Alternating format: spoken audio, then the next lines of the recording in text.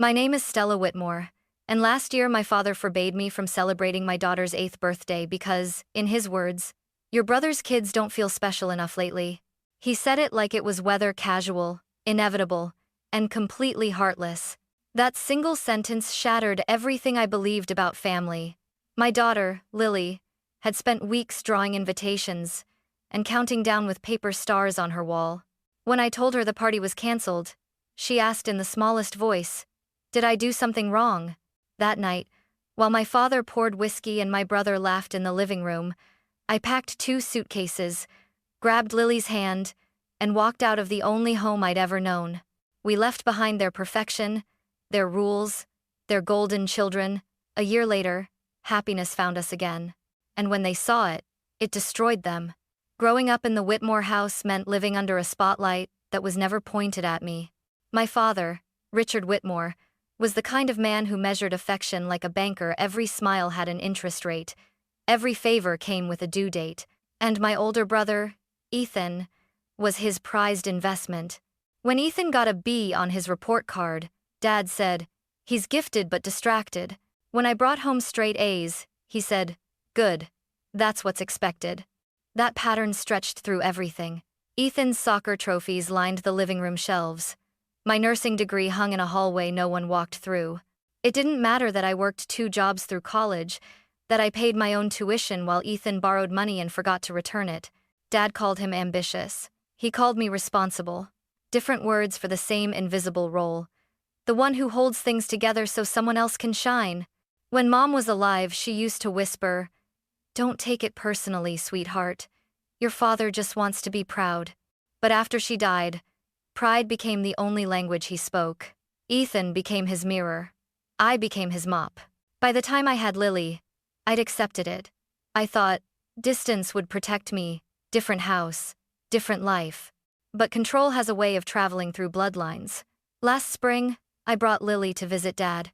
She was wearing her favorite blue dress, her curls tied with a ribbon she'd picked out herself. She ran into the living room holding a handmade card that said, "You're the best grandpa," in glitter glue. Dad smiled, distracted, and said, "That's nice, sweetheart. Go show your uncle." Ethan was there, of course, leaning back on the couch, his twin boys climbing all over him while he showed Dad photos from their private school's innovation fair. Dad's laugh filled the room. He didn't even glance at Lily's card. I stood there, invisible again, and told myself it didn't matter. But it did. That same night, Dad called me into his office. He didn't even look up when he said it. "Stella, you can't have that birthday party for Lily here this weekend." "What? Why not?" "Ethan's kids have been feeling left out. They saw your decorations, the balloons, the cake. It's too much. They're sensitive right now." I blinked. "It's 8 kids and cupcakes, Dad. Not a parade. You'll understand when you're older," he said, as if I wasn't 33 with a mortgage and a child of my own. And just like that, Lily's joy became collateral damage in their endless competition for my father's attention. Something in me, something quiet but sharp, began to shift that night. It wasn't anger yet. It was recognition. For the first time, I saw the ledger clearly. In his book, our happiness would always count as someone else's loss. I sat in my car outside my father's house for almost 10 minutes, gripping the steering wheel like it could explain what had just happened. Lily was in the back seat, humming softly, clutching a bag of pink balloons she'd picked herself. She didn't know yet, and I didn't know how to tell her. When we got home, she raced to the kitchen table where her hand-drawn invitations waited in a neat pile covered in glitter and crooked hearts. "Lily. Mommy, can we give these to my friends tomorrow?" "Me, sweetheart." I swallowed. "Me. Grandpa thinks we should wait a little while." Lily. "Wait? Why?" "Me. He wants to make it a family thing. With your cousins." Lily. "But I already drew my cake." "Me. I know, baby." Her eyes clouded with confusion. She didn't cry. That was somehow worse. After she went to bed, I called Ethan. He answered on speakerphone. I could hear his TV and the faint sound of his wife, Nora, laughing in the background. "Ethan. Stell. You okay?" "Me. Dad just told me not to celebrate Lily's birthday because your kids feel overlooked." Ethan snorts. Oh, that. Yeah, Dad mentioned it. Look, don't make it a big deal. Me. A big deal? It's my daughter's birthday, Ethan. Yeah, but come on, it's just 1 year. The boys are going through a phase. They think Grandpa loves Lily more lately. Me, he doesn't. He barely looks at her, Ethan. Exactly. That's why you don't want to stir anything up. Me. Ethan, do you even hear yourself? Ethan. You always take things so personally. Dad's just trying to keep the peace. Keep the peace. Those words felt like handcuffs. After we hung up, I sat in silence, staring at the wall. Lily's drawings were taped everywhere, stars, cupcakes, her messy scrawl that said, "Happy 8 to me." How do you explain to a child that adults can be cruel without even realizing it? How do you tell her she's not the problem that the grown-ups are? That night, I watched her sleep. Her tiny hand still clutched a deflated balloon. I thought about the way Dad always smiled wider when Ethan entered a room. I thought about every time I'd been told, "Don't ruin the family mood, Stella." And then, for the first time, I asked myself, what family mood? I realized something I never had before. I'd spent my whole life waiting for my father to choose me. But now, I had someone who already had my daughter. So, while the house slept, I pulled out a suitcase from the closet. I started folding Lily's clothes, one by one. I didn't know where we were going yet, but I knew this much. We were leaving the moment the sun came up. The next morning, I woke before the Sunday. The house was quiet except for the hum of the refrigerator and the slow breathing of my daughter asleep in the next room. I stood there for a moment, staring at the family photo on the wall.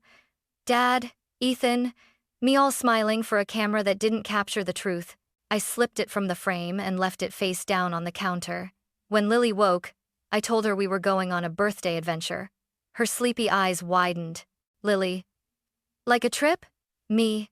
Exactly. Just you and me. Lily. Do I need my teddy? Me. Definitely. He's invited. By noon, we were on the road with 2 suitcases, a stuffed bear, and a playlist of songs she loved to sing off-key. I didn't have a plan, only a direction. Away.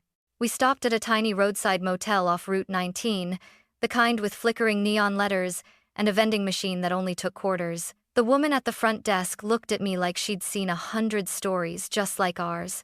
She handed me the key with a gentle smile. Receptionist. It's not fancy, but it's clean. Room 6 doesn't leak when it rains. The room smelled faintly of lemon cleaner and old curtains. Lily jumped onto the bed, the springs squealing under her laughter. Lily. This is like a secret hideout, right, Mommy? Me. Exactly. Our secret hideout. She spent the next hour arranging her stuffed animals on the windowsill, whispering that they were the party guests who made it. I turned away so she wouldn't see me cry. That night, we ate microwave macaroni and shared a single slice of gas station chocolate cake. She sang "Happy Birthday" softly to herself, and I joined in, our voices thin but steady. When she blew out the candle, she giggled and said, "Lily, I wished for more birthdays like this." I froze not because of the wish, but because she said it without sadness. It wasn't about what we'd lost. It was about what we'd found. After she fell asleep, I sat by the dim bedside lamp, scrolling through my phone. Missed calls. Dad, 7, Ethan, 4, one text from Nora. You'll regret this. Family is family. I almost replied. Then I deleted the draft. Outside, trucks rolled down the highway, their headlights painting stripes of light across the ceiling. I listened to the sound of rain beginning to fall, the first real silence I'd felt in years. Somewhere between the hum of the AC and the rhythm of my daughter's breathing, I realized something simple and terrifying. I had no idea what tomorrow would bring. But, for the first time, I wasn't afraid of it. Freedom, I learned, doesn't come with fireworks. It comes with paperwork, exhaustion, and the quiet panic of realizing you've burned every bridge behind you. The first week at the motel blurred together early shifts at the hospital, sleepless nights beside Lily, and the steady rhythm of second-guessing myself. Was I reckless, ungrateful, or just finally awake? On the 3rd morning, my father called again. His name flashed on the screen like a wound that wouldn't heal. I stared at it until the ringing stopped, But then came the voicemail. Dad. Stella, this is absurd. You're overreacting. You're putting that child in the middle of your emotions. Come home, and we'll talk like adults. I played it twice. Not because I missed him, but because I needed to hear it clearly. He didn't ask if we were safe. He asked for control. Then came Ethan's text. You're splitting the family. Dad's sick about it. Do the right thing. I wanted to throw my phone across the room. Instead, I turned to Lily, who was coloring by the window. She was drawing balloons again, pink, blue, yellow, the same ones Dad had called too much. Me. What are you making, honey? Lily. Our next party. Me. Softly. You don't want to do that with Grandpa? Lily. Shaking her head. No. He said I couldn't have one. So, I'll make my own. Her words hit deeper than any sermon. She was 8, and already she understood what most adults never do. Joy isn't permission someone else gives you. I made a decision that day. We weren't going back. Not to the house that smelled like old power and guilt. Not to the constant measuring of worth. Within a week, I found a tiny apartment near the hospital. 1 bedroom, peeling wallpaper, but sunlight in the mornings. The landlord, an old man with shaky hands, handed me the keys and said, Landlord, door sticks a bit. You'll need to give it a firm push. Me, smiling. I'm good with stubborn doors. Lily and I moved in that weekend, with 2 suitcases and a thrift store couch that leaned to one side. We didn't have much, but we had air that felt ours. Still, the phone kept buzzing. Dad's messages grew colder. Dad, after all I've done for you, this is how you repay me? Ethan, don't make me the bad guy here. You're being dramatic. I stopped replying. Instead, I created a folder on my phone called Weather, just like I used to track storms during nursing school. Every voicemail, every text went there. Because when you know a storm is coming, you don't argue with the thunder. You prepare for the rain. A year passed faster than I expected. A blur of school mornings, late shifts, and nights filled with bedtime giggles instead of apologies. Our little apartment began to look like a home. The walls were covered with Lily's drawings, rainbows, cupcakes, a stick figure version of me holding her hand under a big blue sky. She didn't talk about my father much anymore. Sometimes she'd ask, Do you think Grandpa misses me? And I'd answer honestly, maybe. But missing and caring aren't always the same thing. When her 9th birthday came around, she woke me up before sunrise. Lily, Mommy, can we do it this time? The real party? Me. Yes, sweetheart. The real one. We spent weeks planning every tiny detail. Nothing fancy, just joy done right. We borrowed a neighbor's courtyard, hung paper lanterns, and baked the chocolate cake ourselves. Lily insisted on a bubble machine. Because bubbles make everyone smile, she said. The morning of the party, I got a call from Nora, Ethan's wife. Her tone was sweet, but her words were sharp. Nora. Hey, Stella. The boys heard you're doing something for Lily. They feel excluded. Me. They're welcome to come. Nora. Pause. Really? Me. Of course. It's a birthday, not a battlefield. When the doorbell rang that afternoon, Lily was already spinning in her new yellow dress. The first guests were her classmates, then a few neighbors, then unexpectedly Ethan's kids. They stood awkwardly at the gate, clutching gift bags. Lily, running up. You came, cousin. Mom said we could. You have a bubble machine? Lily. Yep. Come see. For a moment, everything was perfect.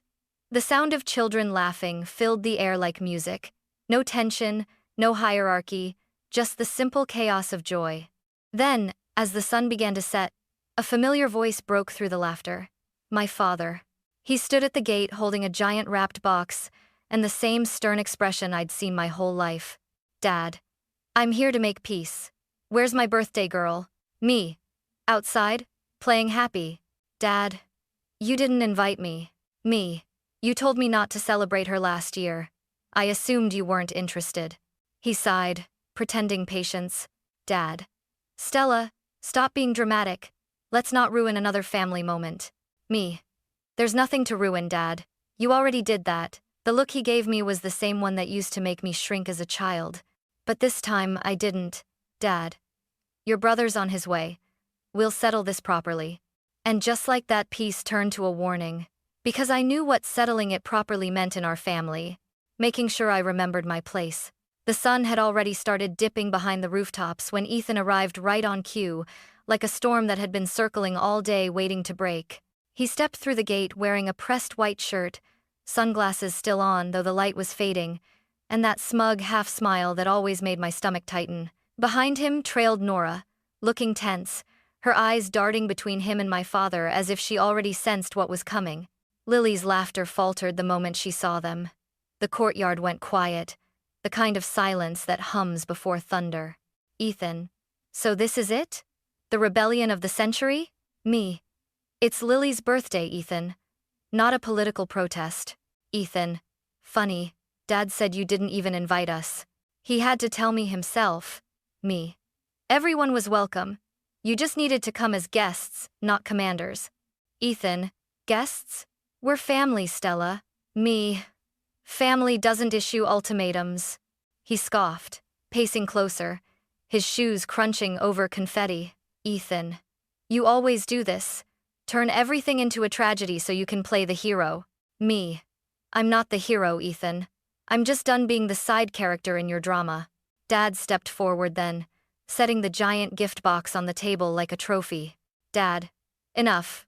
We're not doing this in front of the children. Me. No. We're not doing this at all. The kids, Lily, her friends, her cousins stood frozen. I caught Lily's small hand trembling beside me, frosting still on her fingers from the cake. Dad. You embarrassed me last year, Stella. Running away like a spoiled teenager. What will people think? Me. That I finally grew up. His jaw clenched. The old power dynamic, the one that used to make me shrink, flickered, but didn't land. I felt something stronger this time. Ethan. Apologize to him, Stella. You owe Dad that much. Me. No. What I owe is to my daughter a day without shame, without rules that only protect your ego. Dad's voice sharpened. Dad. Watch your tone. Me. Watch your priorities. Lily looked up at me, eyes wide. Lily, whispering. Mommy, did I do something wrong? Me, kneeling. No, honey. You did everything right. You're allowed to be happy. That broke something open in the air. Ethan laughed a hard, bitter sound. Ethan. There it is. The victim act. You always know how to make yourself look righteous. I'm me. No, Ethan. I just stopped pretending your comfort is the price of my peace. He slammed his hand on the table. The cake wobbled, tilting dangerously. Ethan. You've poisoned this family with your resentment. Me. No, I just stopped swallowing yours. And then it happened. He shoved the table. The cake collapsed onto the grass, the frosting splattering across the floor like a wound. The kids gasped. Lily let out a startled cry. I moved instantly, pulling her into my arms. Her body shook against mine, small and warm and terrified. I turned slowly to face my father. Me. Look at her, Dad. This is what your version of keeping the peace looks like. Dad. He didn't mean me. Don't excuse him again. The old man's face flushed red. Dad. You've lost your mind, Stella. You think walking out makes you strong? It makes you ungrateful. Me. Grateful for what? Years of walking on eggshells? Of teaching my daughter that silence keeps the family happy? My voice rose, cracking. The neighbors were probably hearing every word, but I didn't care. I'd been quiet my entire life. Ethan straightened, his voice low, venomous. Ethan. You owe us an apology today. Right here, in front of everyone. Me. You want a show? Fine. Here it is. I turned to the kids, Lily, her cousins, her friends. Me. I'm sorry you had to see adults forget what kindness looks like. But I'm not sorry for standing up for my daughter. Silence. The kind that fills your ears until all you can hear is your own heartbeat. Dad pointed toward the gate. Dad. If you walk away now, don't come back. Not for holidays. Not for anything. Me. That's not punishment anymore, Dad. That's relief. Ethan's lip curled. Ethan. You'll regret this, Stella. Me. Maybe. But at least the regret will be mine. I turned to Lily. Me. Grab your things, sweetheart. we're leaving. Lily, shaky. But the party, me. We can have another one. A better one. I picked her up, frosting and all, and walked through the gate. My father's voice echoed behind me, full of empty authority. But I didn't look back. The lock clicked as the gate swung shut. That sound small, final, and perfect was the truest birthday gift I'd ever given my daughter. Outside, the air was cool. Lily rested her head on my shoulder, whispering, Lily. It's okay, Mommy. We can make another cake. Me, through tears. Yes, baby. And no one can take it away this time. I didn't know where we'd go next. But for the first time in my life, I knew this. The only family worth keeping is the one that lets you breathe. The night after the chaos, I barely slept. The image of Lily's cake splattered across the grass kept replaying in my head, not because of the mess, but because of what it meant. That cake had been love made visible, and they'd crushed it to prove a point. But morning light has a strange mercy to it. It doesn't erase pain, but it softens the edges. When I opened my eyes, Lily was sitting cross-legged beside me on the couch, holding a cupcake she'd saved from the night before. Lily. I fixed it, Mommy. She'd scraped the frosting off the floor, reshaped it, and added a single candle. Me. You did? Lily. Yep. It's a new wish. Me. What did you wish for? Lily. For us to stay happy, even if nobody else is. That wish became our new rule. The following weeks were quiet, deliberately quiet. No phone calls, no apologies, just silence, and it was glorious. Dad sent one message through Ethan. The door's always open when you come to your senses. I didn't respond. Some doors aren't meant to be reopened. Instead, I poured my energy into small, ordinary things that felt extraordinary. Repainting our living room a soft yellow, taking Lily to the park every Sunday, learning to make her favorite cinnamon rolls from scratch. Our little world grew stronger each day, not bigger, just safer. One Saturday morning, there was a knock on our door. When I opened it, I found Ethan's wife, Nora, standing there with her 2 boys. She looked nervous. Nora. We were, in the neighborhood. The kids wanted to see Lily. Me. Of course, come in. The children ran straight to the bubble machine in the corner, squealing with laughter as if the past hadn't happened. Nora and I stood watching them, the air heavy but peaceful. Nora, softly. I'm sorry about that day. Ethan's been different since. He can't stand that you're fine without Dad's approval. Me. He doesn't need to understand it. He just needs to see it's possible. Nora nodded, eyes glistening. Nora. Your daughter's lucky, you know. You taught her how to be free. Me. She taught me first. By evening, after they left, Lily climbed into my lap, her hair smelling of soap and sunshine. Lily. Mommy, can my cousins come next year too? Me. Of course. Everyone's welcome as long as they bring kindness. She smiled, sleepy but safe. And as I turned off the lights, I realized the truth that had taken me 33 years to learn. Peace doesn't come from silence. It comes from knowing you can start over, and this time, you don't owe anyone an apology for doing so. A few months later, while organizing a drawer, I found an old key, small, worn, the metal dulled from years of turning the same lock. I recognized it instantly. It was the key to my father's house. I held it in my palm for a long time. That key had once meant safety. Then it meant silence. And now, it meant nothing at all. I thought about mailing it back, but I didn't owe him that closure. Instead, I walked down to the river near our apartment, tossed it into the water, and watched the ripples swallow it whole. The sound was quiet, almost gentle, like the world sighing in relief. That evening, Lily helped me bake another chocolate cake, this one for no reason at all. Just because we could. Lily. Do we need candles, Mommy? Me. Always. Lily. What should we wish for? Me, smiling. Nothing. Sometimes we just celebrate the day itself. She grinned, frosting on her cheek, and blew out the candles with both hands like she was pushing the past away. Later, as she fell asleep, I sat beside her bed, running my fingers through her hair. I realized she'd changed. Her laughter came easier, her dreams seemed lighter. The same was true for me.